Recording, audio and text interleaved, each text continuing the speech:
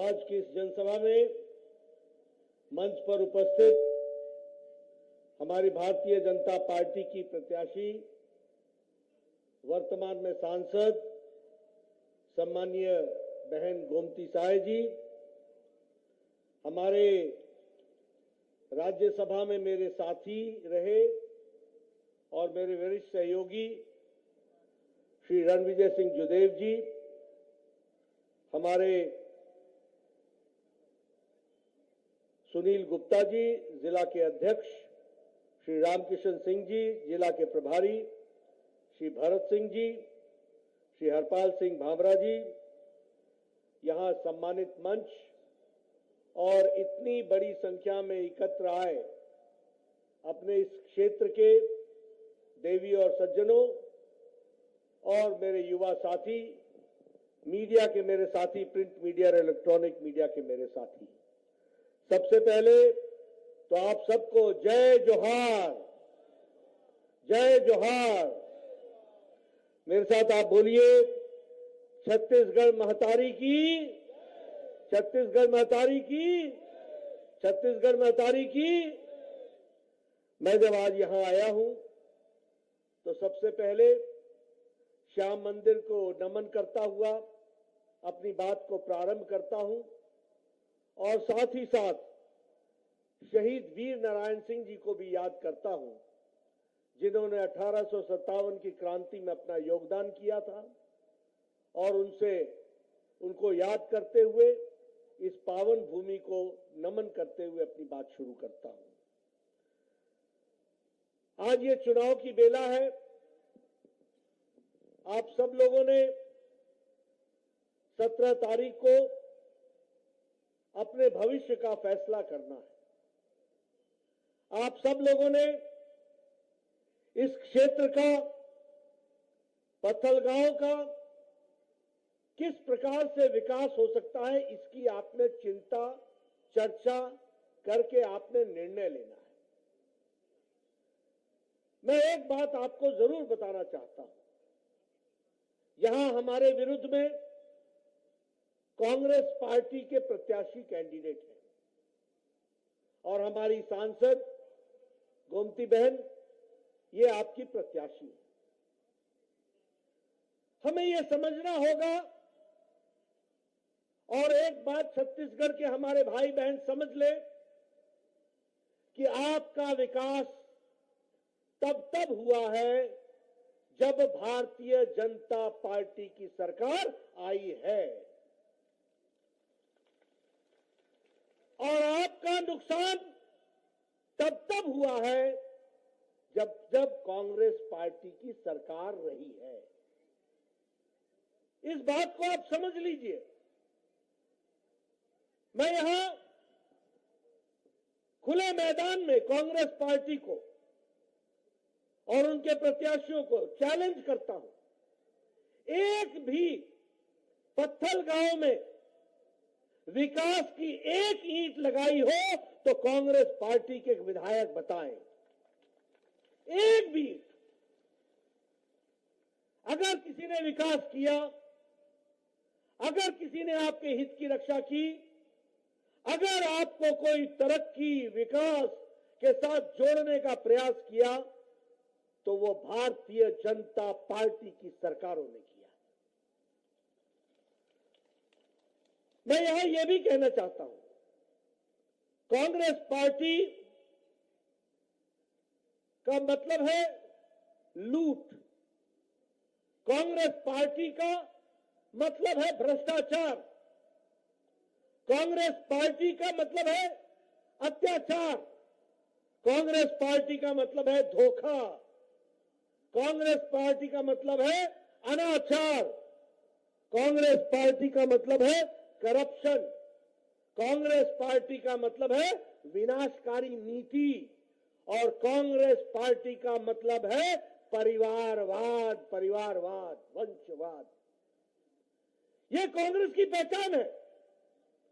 जहां कांग्रेस होगी वहीं भ्रष्टाचार होगा। ये एक ही सिक्के के दो पहलू हैं। बोलो, मैं ठीक बोल रहा हूं कि नहीं बोल रहा हूं? बोलो, ठीक बोल रहा हूं कि नहीं बोल रहा हूं? पीछे से आवाज आनी चाहिए, ठीक बोल रहा हूं कि नहीं बोल रहा हूं?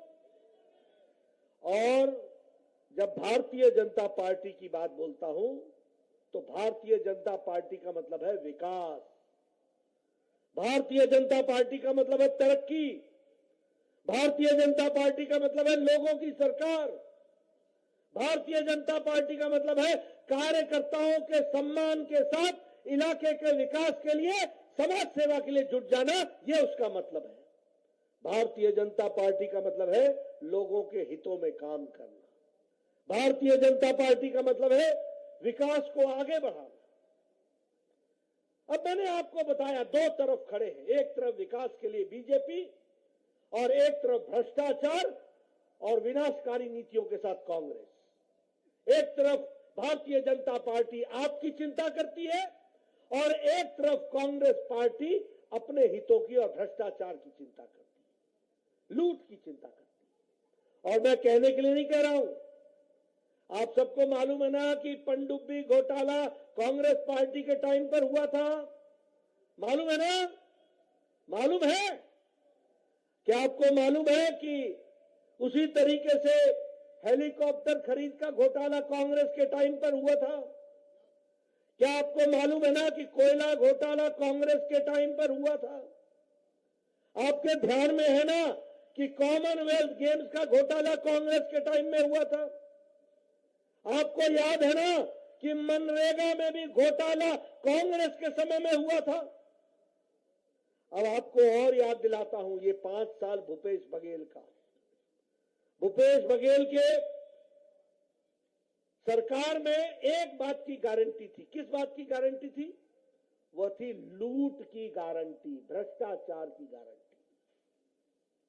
भूपेश बघेल की सरकार में लूट की गारंटी थी, धोखा की गारंटी थी, भ्रष्टाचार की गारंटी थी। और कहने के लिए नहीं कह रहा हूं, आप बताइए शराब घोटाला हुआ कि नहीं हुआ? शराब घोटाला हुआ कि नहीं हुआ? मालूम है कितने का हुआ? 2161 करोड़ रुपया। छोटा काम नहीं करते, 2661 करोड़ रुपया का घोटाला। उसी तरीके से चावल घोटाला हुआ कि नहीं हुआ? चावल घोटाला हुआ कि नहीं? चावल घोटाला में 5000 करोड़ रुपए का घोटाला हुआ। उसी तरीके से कोयला घोटाला हुआ, 540 करोड़ रुपए का घोटाला हुआ। उसी तरीके से गोठान घोटाला हुआ कि नहीं हुआ? हुआ कि नहीं हुआ? मालूम है कितने का? 1300 करोड़ रुपए का। आप बताइए डीएमएफ घोटाला हुआ कि नहीं हुआ? 234 करोड़ रुपए का। टीचर्स के ट्रांसफर का घोटाला हुआ कि नहीं हुआ? उसी तरीके से आप बताइए, ये भूपेश बघेल की OSD, officer on special duty, क्या घर से पैसे मिले थे कि नहीं मिले थे? जेल में है कि नहीं है? 1.5 साल से जेल में है भूपेश बघेल की ओएसडी। आप बताइए 5 साल में क्या क्या हुआ? ये घोटाले पे घोटाला हुआ कि नहीं हुआ? और तो और छोड़िए, गोठान घोटाला हुआ, सब तरीके का घोटाला हुआ। कभी आपने सुना था कि गोबर का भी घोटाला हुआ? भूपेश बघेल ने गोबर का भी घोटाला कर दिया, गोबर का भी घोटाला। बोलो ऐसी सरकार को रहने देना है क्या? मैं सुनना चाहता हूं, ऐसी सरकार को रहने देना है क्या? पीछे से जरा जोर से बोलिए, रहने देना है क्या? ये घोटालों की सरकार, अभी अभी महादेव ऐप, इन्होंने महादेव को भी नहीं छोड़ा। 6000 करोड़ रुपए का घोटाला। किस बात का घोटाला? सत्ता में आने के लिए सट्टे का घोटाला, यानी सट्टेबाज भी हो गए। कोयला की तस्करी तो हो रही थी और घोटाले हो रहे थे, अब सट्टे में भी घोटाला हुआ। कितने का हुआ? 508 करोड़ रुपए का घोटाला। और जानते हैं वो असीम दास क्या बोलता है ईडी में? कि ये मैं पैसा दुबई से लेकर के भूपेश बघेल को देने आया था, उसने छत्तीसगढ़ के चुनाव के लिए मंगवाए थे। बोलिए ऐसी सरकार को आने देना है क्या? आने देना है क्या? मित्रों, ये घोटालों की सरकार, ये लूट की सरकार और धोखों की सरकार। अब धोखे की बात बताऊं आपको, आपसे कहा था कि नहीं कहा था कि बिजली का बिल माफ करेंगे? कहा था कि नहीं कहा था? मैंने कहा था, हुआ? आप बताइए, कहा था नहीं नौजवान कि तुमको बेरोजगारी का भत्ता मिलेगा? बोला था कि नहीं बोला था? बोलो नौजवान, बताया था कि नहीं बताया था? मिल गया? मिला? आप बताइए, इन्होंने कहा था कि नहीं कि 50,000 आदिवासी अनुसूचित जनजाति के टीचर लगाएंगे? लगे क्या? कोई तुम्हारे गांव से लगा टीचर? कोई लगा? कोई लगा? ये झूठ और धोखे की सरकार। उसी तरीके से बहन बताइएगा, फ्री गैस सिलेंडर मिला? 4 गैस सिलेंडर मिलना था साल का, मिला? गैस का सिलेंडर मिला? 4 गैस का सिलेंडर देंगे। और बहनों को क्या कहा था? 500 रुपया प्रति माह रुपया देंगे। मिला? मिला आपको? तो ये धोखेबाज सरकार है कि नहीं है? झूठी सरकार है कि नहीं है? लूट की सरकार है कि नहीं है? ये लूट की सरकार है। और दूसरी ओर आप बताइए, मोदी जी के नेतृत्व में देश आगे बढ़ रहा है कि नहीं बढ़ रहा है? देश आगे बढ़ रहा है कि नहीं बढ़ रहा है? आप बताइए, हम आज 5वें नंबर की अर्थव्यवस्था हो गए कि नहीं हो गए? और 2024 में फिर से आप मोदी जी को प्रधानमंत्री बनाएंगे और 2027-28 में भारत तीसरे नंबर की अर्थव्यवस्था बन जाएगा। तीसरे नंबर की अर्थव्यवस्था बन जाएगा। यह है भारत। आप बताइए, हमारे समय में कुल मिलाकर के विकास के दृष्टि से नए आयाम जहां जुड़े, वहीं आप बताइए, बजट में आदिवासी भाइयों का बजट दुगना हुआ कि नहीं हुआ? हमारे समय में हुआ कि नहीं हुआ? मोदी जी ने दुगना पैसा दिया कि नहीं दिया? दुगना पैसा पहुंचाया है। और ट्राइबल के कंपोनेंट का, ये गोमती साय है ना, ये दिल्ली में लड़ती रही है अपने हकों के लिए, और आज ट्राइबल कंपोनेंट, अनुसूचित जनजाति को ट्राइबल कंपोनेंट 3 गुना मोदी जी ने बढ़ा दिया, 3 गुना बढ़ा दिया। और एकलव्य स्कूल का बजट 22 गुना बढ़ाया है। और उसी तरीके से आदिवासी बच्चों की पढ़ाई की स्कॉलरशिप 2.5 गुना बढ़ाई है। और उसी तरीके से स्कॉलरशिप ट्राइबल स्टूडेंट्स का 2.5 गुना बढ़ाया गया है। अब मेरे को एक बात और बतानी है। एक तरफ तो प्रधानमंत्री जी हैं, जो प्रधानमंत्री गरीब कल्याण अन्न योजना का 80 करोड़ की जनता को 5 किलो गेहूं या 5 किलो चावल, 1 किलो दाल भेज रहे हैं। और यहां भूपेश बघेल उसको रोक रहा है। ठीक बोल रहा हूं मैं ठीक बोल रहा हूं? उसको रोक रहा है, आप तक पहुंचने नहीं दे रहा है। बताइए, उसको हटाएंगे कि नहीं हटाएंगे?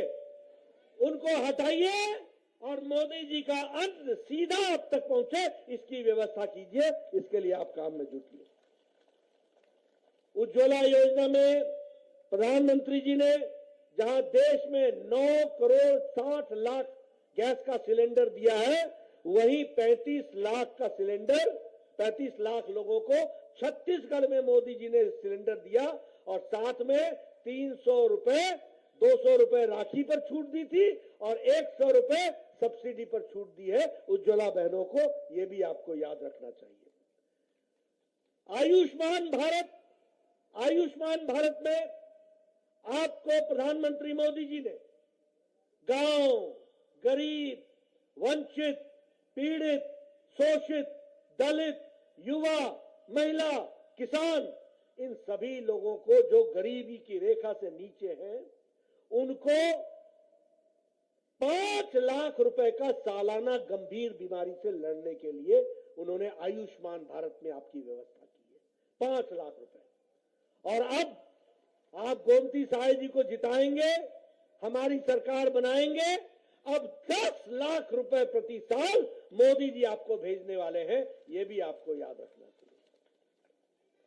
उसी तरीके से प्रधानमंत्री आवास योजना, मैं प्रधानमंत्री आवास योजना के बारे में बताना चाहता हूं कि प्रधानमंत्री आवास योजना में हम लोगों ने तय किया है कि पहली कैबिनेट में 18 लाख मकान हम सैंक्शन करके देंगे और 18 लाख पक्के मकान बनेंगे। जिसमें रसोई घर भी होगा, जिसमें शौचालय भी होगा, जिसमें गैस का सिलेंडर भी होगा, जिसमें आंगन भी होगा। कितने? 18 लाख हम मकान बनाएंगे। लेकिन आपको ये भी बता दें कि मोदी जी ने आवास योजना का पैसा भेजा था, इस भूपेश बघेल ने 12 लाख मकान नहीं बनने दिए और पैसा वापस हुआ, यहां पर नहीं लगा। ऐसी सरकार को रहने दोगे क्या? इसको भेजोगे ना? इसकी छुट्टी करोगे ना? मैं इधर से सुनना चाहता हूं, छुट्टी करोगे ना? आपका हक का पैसा मोदी जी ने भेजा। 12 लाख मकान बनने थे, 12 लाख मकान बनने से वंचित रह गए। ये क्या प्रदेश है? गरीबों का अपने लिए लूट और दूसरों को तकलीफ। ये क्या तरीका है? अब हम लोगों ने तय किया है, प्रधानमंत्री कृषक उन्नति योजना में प्रति एकड़ 21 क्विंटल 3200 रुपए में हमारी सरकार खरीदी करेगी धान की। ये भी हम आपको बताए थे। और बारदाना अलग से, बोरे का इंतजाम अलग से कर सुनिश्चित होगा। उसी तरीके से महतारी वंदन योजना में हर विवाहित महिला को साल का 12,000 रुपए हमारी सरकार देगी। 12,000 रुपए। उसी तरीके से तेंदुपत्ता के लिए कलेक्शन के लिए प्रति मानक बोरा को 5,500 रुपए दिया जाएगा और इकट्ठा करने वाले को 4,500 रुपए का बोनस दिया जाएगा। और साथ ही साथ चरण पादुका, गरीब लोगों के लिए, आदिवासी भाइयों के लिए चरण पादुका की योजना फिर से शुरू की जाएगी। ये कार्यक्रम भी होगा। 1 लाख, सुन लो मेरे नौजवान भाइयों, 1 लाख सरकारी नौकरी चरणबद्ध तरीके से 5 साल में लगाई जाएगी और आप नौजवानों को लगाया जाएगा, इसकी व्यवस्था होगी। उसी तरीके से हमारे एग्रीकल्चर में भूमिहीन किसान जो है, जिनके पास भूमि नहीं है और वो किसान है, उनको साल का 10,000 रुपए हमारी सरकार देगी। ये भी हम व्यवस्था करेंगे। और उसी तरीके से बीपीएल, बिलो पॉवर्टी लाइन, गरीबी की रेखा से नीचे रहने वाली बालिकाओं को 1.5 लाख रुपए का आश्वासन प्रमाण पत्र दिया जाएगा, जो उसके नाम पर खाते में जमा होगा और वो उसको मिलेगा। ये भी आपको। और हम आपको 500 रुपए में गैस का सिलेंडर देंगे। ये हम व्यवस्था करने वाले हैं। और आप जानते हैं, बीजेपी जो कहती है वो करती है और कांग्रेस जो कहती है वो धोखा देती है। ये भी आपको समझ लेना चाहिए। इसलिए मैं अब यहां पर आया हूं पत्थलगांव में, तो मैं आपको बताना चाहता हूं, हमारे रणविजय जी लंबे समय राज्यसभा के सदस्य रहे, पार्लियामेंट, ये जानते हैं जसपुर को स्वास्थ्य के लिए पिछले 7 सालों में 236 करोड़ रुपए दिया गया स्वास्थ्य के लिए, हेल्थ के लिए। एकलव्य मॉडल स्कूल पत्थलगांव में, उसको भी हम लोगों ने स्थापित किया। और उसी तरीके से भारत माला प्रोजेक्ट में 4 लेन रोड बना करके पत्थलगांव से शांख तक उसका काम भी किया गया। ये भी हमको ध्यान में है। हम जानते हैं हमारी प्रत्याशी गोमती साय जी बहुत एक्टिव हैं, बहुत अच्छे से काम करती हैं। और देखो भैया, मैं एक बात बता देता हूं, मैं लंबे समय से राजनीति में हूं। ये जो आप चर्चाएं चलाते हैं ना, बाहर का अंदर का, अरे जो अंदर का था वो 8 बार में क्या किया, और ये कौन सी बाहर की है? अरे घर है इनका, ये आपकी सेवा करेंगी। भारतीय जनता पार्टी का एक एक कार्यकर्ता सेवा करता है, इसको हमको ध्यान में रखना चाहिए।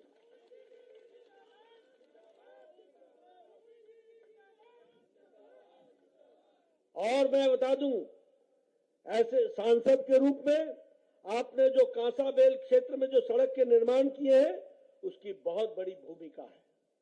हमेशा काम करती है, लोगों के विकास के लिए काम करती है। मंदिरों के पुनर्निर्माण के लिए आपने काम किया है।